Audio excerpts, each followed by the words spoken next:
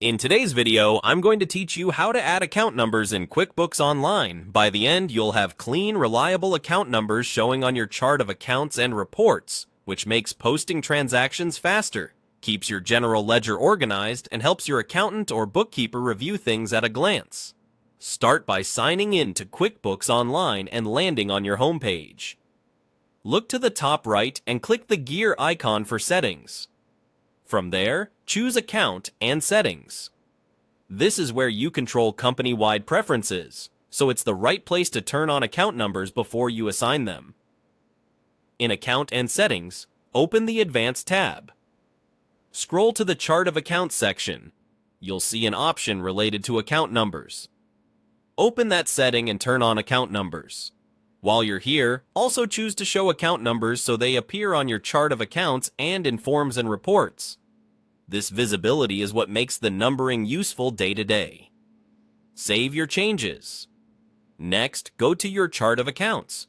You can get there from the same settings gear or from the accounting menu depending on your view. Once the chart loads, pick an account you want to number. Open it and click Edit. You'll now see a number field available. Enter the account number you want, review the name and detail type while you're here, and then save. Repeat that process for each account you want to label. A consistent numbering scheme is key.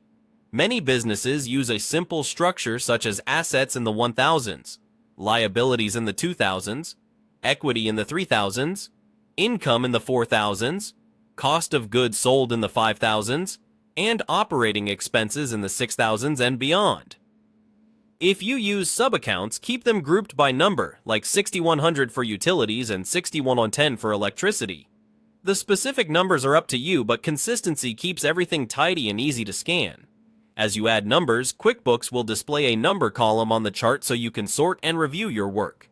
If you don't see the column, double-check that the account number setting is enabled and set to show. You can edit numbers at any time, and doing so won't change historical balances. It only updates how the accounts are labeled.